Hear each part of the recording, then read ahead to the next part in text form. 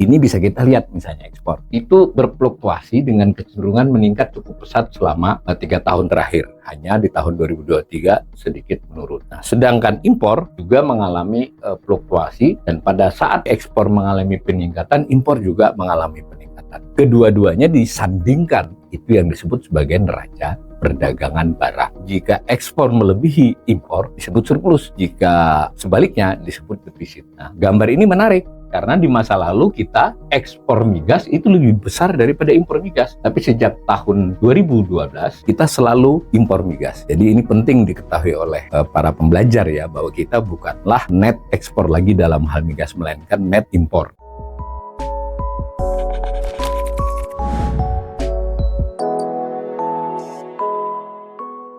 Sebagian barang yang diproduksi oleh penduduk Indonesia itu dikonsumsi oleh penduduk asing atau pihak asing.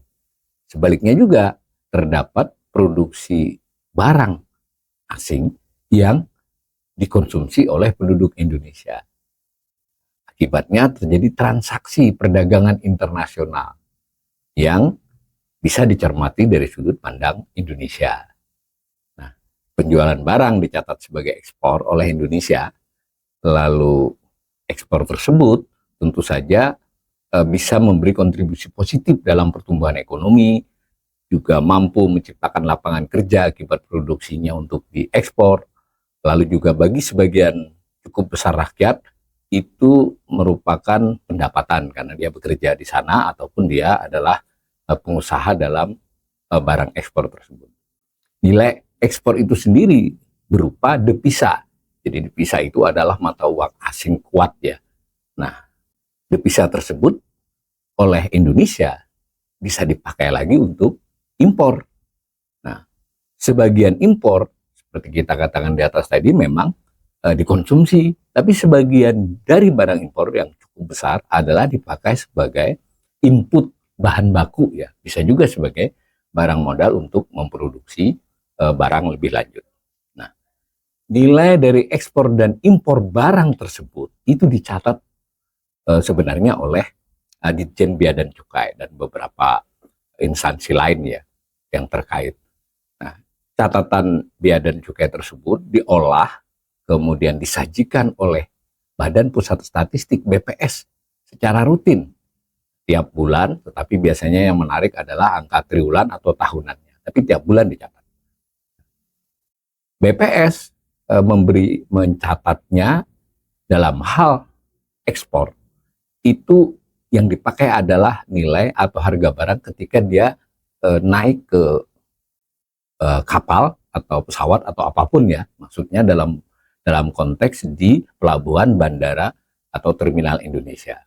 Sedangkan dalam hal impor dicatatnya setelah sampai di Indonesia, jadi bukan di pelabuhan negara yang mengekspor ke Indonesia. Nah, catatan selama tahun 2023 berarti transaksinya terjadi dari 1 Januari sampai 31 Desember. Itu Indonesia mengekspor barang senilai 258,80 miliar dolar Amerika. Banyak ya.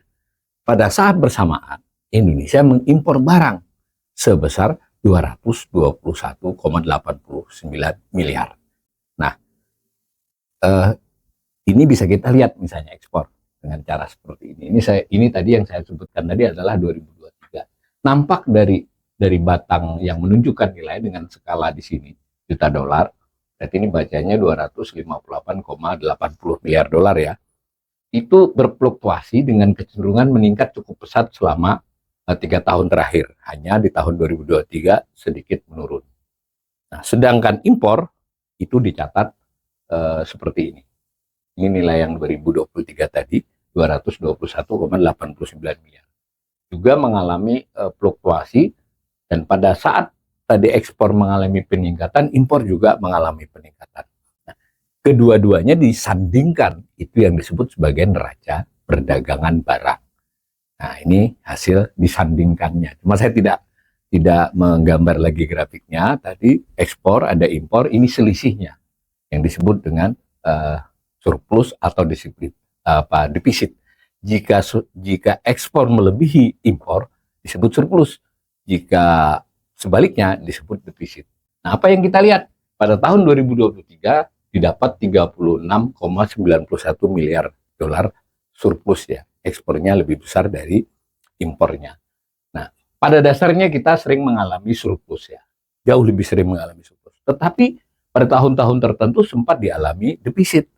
Dan kalau dilihat ini sebetulnya hanya dialami defisit tahun 2012, kemudian 2013, 2014, 2018, 2019 dan defisitnya tipis. Nah, tentu informasi ini perlu dicermati lagi pada bagian-bagiannya. Nah, salah satu cara mencermatinya adalah seperti yang disajikan oleh BPS. Ada dua kelompok barang, yaitu minyak dan gas dengan non-migas. Jadi migas itu sendiri singkatan ya, minyak dan gas. Migas, lalu ada non-migas. Nah, mengapa demikian? Karena ini untuk analisis, karena pada tahun-tahun yang lampau, peran migas itu besar di Indonesia. Sekarang peran itu mulai mengecil, sehingga untuk menganalisis itu diperlukan pembagian itu. Nah, nampak dalam hal migas langsung saya sandingkan, ekspornya punya kecenderungan sama dengan ekspor keseluruhan, karena memang migas makin lama makin sedikit, itu sementara impornya yang orange, nah ini mengalami surplusnya. Dengan cara yang sama, kelompok migas juga bisa kita buat. Nah, ekspor dan impor migas. Nah, gambar ini menarik, karena di masa lalu kita ekspor migas itu lebih besar daripada impor migas.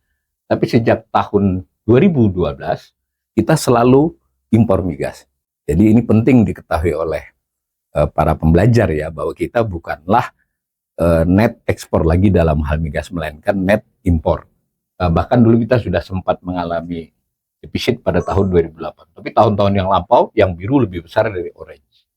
Nah, kajian terhadap kondisi neraca perdagangan barang ini secara umum maupun secara lebih khusus non-migas, dan pada saat non-migas itu merupakan hal-hal yang biasanya menjadi landasan utama menganalisis topik-topik selanjutnya dari perdagangan internasional.